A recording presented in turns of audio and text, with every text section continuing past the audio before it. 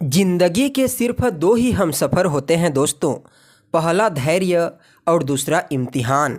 नमस्कार दोस्तों, मैं ज्योतिष आचार्य वासुदेव मिश्रा आपका अपने चैनल सत्य की खोज में हार्दिक अभिनंदन करता हूं। दोस्तों, आज का यह ज्योतिष का कार्यक्रम मेष राशि वालों के लिए बेहद ही ज़्यादा खास और विशेष रहने वाला है। आज हम जानेंगे मेष राशि का मासिक राशिफल, मंथली प्रेडिक्शन। जी हाँ दोस्तों, आप लोगों के लिए यानी कि मेष राशि वालों के लिए साल 2023 का 11वां महीना यानी कि नवंबर का महीना किस प्रकार से रहने वाला है। सिर्फ किस प्रकार से रहेगा ही नहीं, बल्कि हर एक वह जानकारी जो आपके मन में प्रश्न के रूप में मौजूद है, जैसे क्या इस महीने आपके जीवन में कुछ बड़ा परिवर्तन होने वाला है, आपकी सेहत पर ग्रहों का प्रभाव कैसा रहेगा, आपकी शिक्षा कैसी रहेगी, पारिवारिक जीवन, वैवाहिक जीवन, सामाजिक जीवन किस प्रकार से रहेगा, साथ ही भाग्य, करियर, बिजनेस, व्यापार के दृष्टिकोण से यह नवंबर का महीना आप लोगों के लिए किस प्रकार से गुजरने वाला है, हर एक जानकारी बड़े विस्तार के साथ आपको बताएंगे। इसलिए अगर आप भी एक मेष राशि के जातक हैं तो आज के इस कार्यक्रम को बिना मिस किए अंत तक देखिए, ताकि आपको पूरे महीने की हर एक जानकारी बड़ी स्पष्टता के साथ समझ में आ जाए। तो चलिए फिर करते हैं शुरुआत।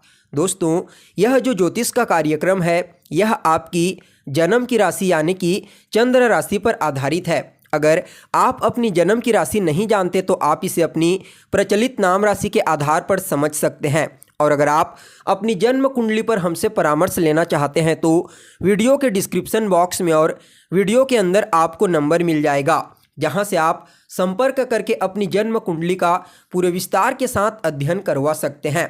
सबसे पहले तो दोस्तों आपको ग्रहों की स्थिति का ज्ञान होना आवश्यक है। तो देखिए, जैसे ही नवंबर का महीना प्रारंभ होगा वैसे ही आपके लिए ग्रहों की स्थिति कुछ इस प्रकार से रहेगी। गोचर कुंडली में देवगुरु बृहस्पति आपके लग्न भाव में गोचर करेंगे।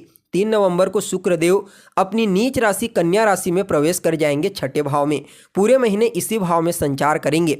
वहीं केतु इस समय कन्या राशि में गोचर कर रहे हैं, जबकि मंगल सप्तम भाव में, शनिदेव एकादश भाव में और बुध महाराज 6 नवंबर से अष्टम भाव में गोचर करेंगे, जबकि सूर्यदेव 17 नवंबर तक तुला राशि में गोचर करेंगे, फिर वृश्चिक राशि में प्रवेश कर जाएंगे। और चंद्रमा हर 2.25 दिन में राशि परिवर्तन करते रहते हैं। तो दोस्तों, कुछ इस प्रकार से आपके लिए ग्रहों की स्थिति रहेगी। इन्हीं ग्रहों का विश्लेषण करके आपके लिए 7 भविष्यवाणी तैयार की गई है, जिनमें पहली भविष्यवाणी आपकी सेहत को लेकर के है। कैसा रहेगा आपके सेहत के दृष्टिकोण से यह महीना। तो देखिए, राशि के मालिक कौन बनते हैं? मंगल ग्रह गोचर कुंडली में सप्तम भाव में पूरे महीने गोचर करने वाले हैं। सप्तम दृष्टि से लग्न भाव को दृष्टि गोचर करेंगे। तो ऐसे में आपकी सेहत इस महीने अच्छी रहेगी, क्योंकि मंगल महाराज आपके इम्यून सिस्टम को मजबूत बनाएंगे, प्रबल बनाएंगे। तो यहाँ पर मंगल के प्रभाव से आपका स्वास्थ्य बेहतर रहेगा। लेकिन 16 नवंबर को मंगल देव जैसे ही राशि परिवर्तन करेंगे उसके पश्चात विपरीत राजयोग का निर्माण करेंगे, यानी कि विपरीत परिस्थितियों से आपको बाहर निकालेंगे। स्वास्थ्य से संबंधित जो भी चिंताएं हैं उससे मुक्ति मिलेगी। कोई हेल्थ को लेकर के चिंता थी उससे आप बाहर निकलेंगे। कब? 16 नवंबर के पश्चात। यानी कि स्वास्थ्य के दृष्टिकोण से यह नवंबर का महीना आप लोगों के लिए अच्छा रहने वाला है। अगर पहले से कोई टेंशन, एंजाइटी थी तो उससे राहत मिलेगी। तो वहीं दोस्तों आपके लिए जो दूसरी भविष्यवाणी है वह आपकी शिक्षा को लेकर के है।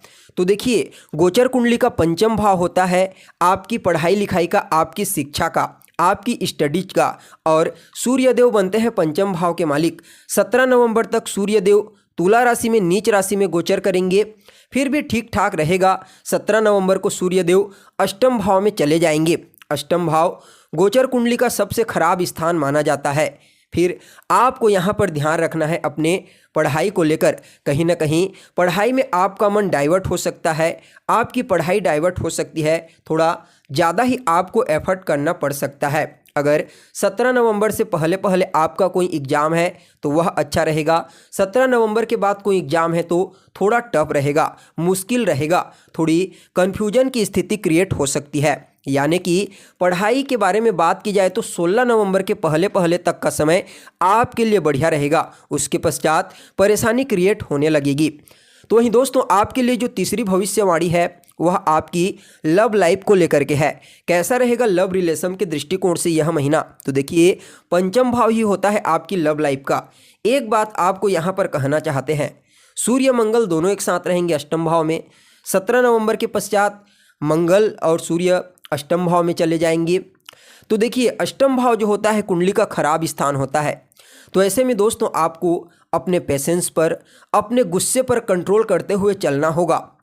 आपको मिसअंडरस्टैंडिंग भी इस समय देखने को मिल सकती है, क्योंकि यह जो महीना है यह एक ऐसा महीना है जहां पर सूर्य की स्थिति भी कमज़ोर है, शुक्र की स्थिति भी कमज़ोर है, जो प्रेम के कारक होते हैं। शुक्र महाराज 3 नवंबर से नीच के हो जाएंगे, शुरुआती समय में ही नीच के हो जाएंगे।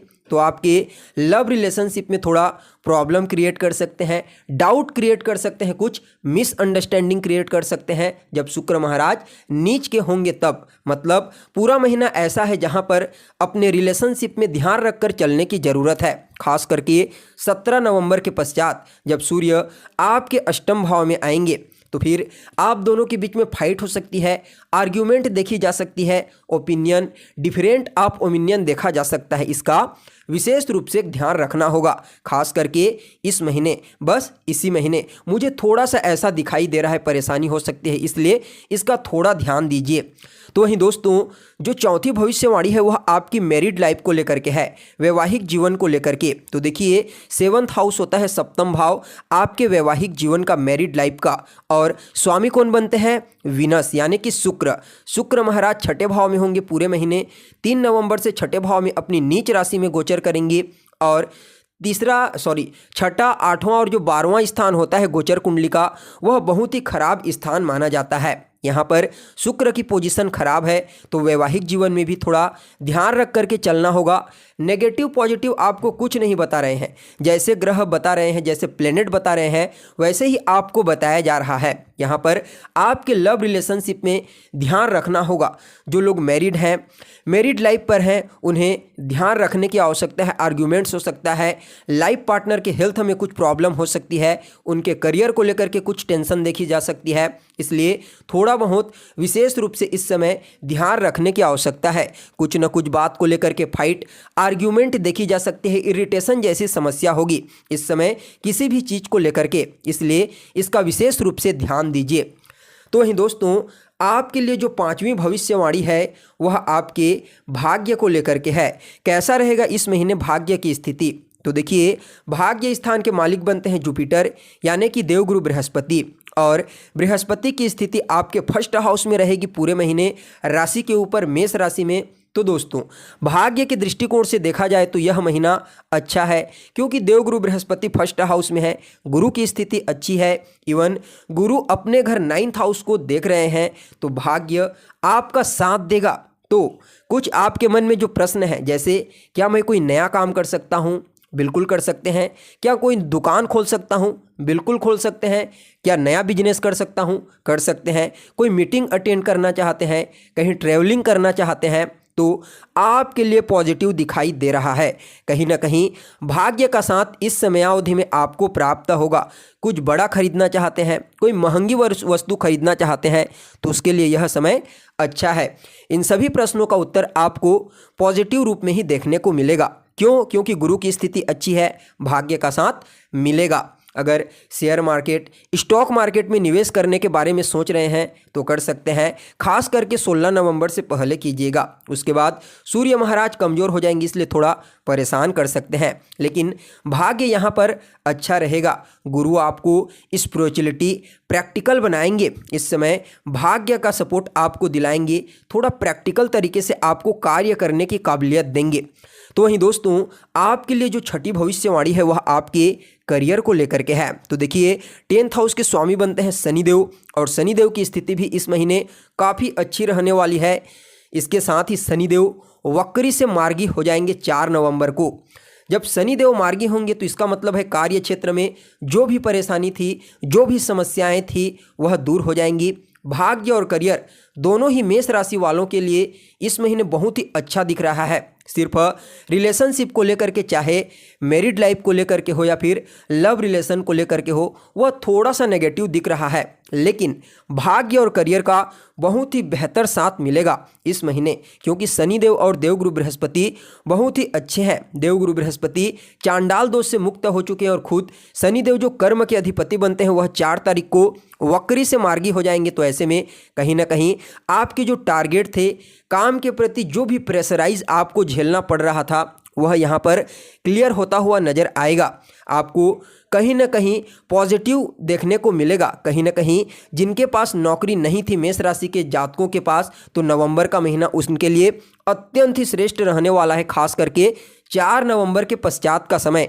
जब शनिदेव मार्गी हो जाएंगे, तब कहीं ना कहीं इनकम के जो रास्ते हैं वह खुलेंगे, क्योंकि 11th हाउस जो होता है दोस्तों वह आपके प्रॉफिट का होता है, आपके गेन का होता है। तो शनिदेव यहाँ पर आपको गेन कराएंगे, प्रॉफिट प्रदान करेंगे, यानी कि आपका करियर बहुत ही अच्छा दिख रहा है। आसानी से आप अपने टारगेट को अचीव कर पाएंगे, आसानी से आप अपने काम को पूरा कर पाएंगे। और कुछ पॉलिटिक्स अगर आपके कार्य क्षेत्र में अभी चल रही थी, जो अड़चनें चल रही थी, जो भी डिले हो रहा था कार्य क्षेत्र में, शनिदेव के मार्गी हो जाने के पश्चात आपको काफ़ी अच्छा और पॉजिटिव परिणाम यहाँ पर देखने को मिलेगा। यानी कि कुल मिलाकर के देखा जाए तो नौकरी धंधा करियर के मामले में कोई ना कोई नया काम आपको मिल सकता है, नई चीज़ आपके पास आ सकती है। यह शनिदेव के मार्गी हो जाने के पश्चात होगा।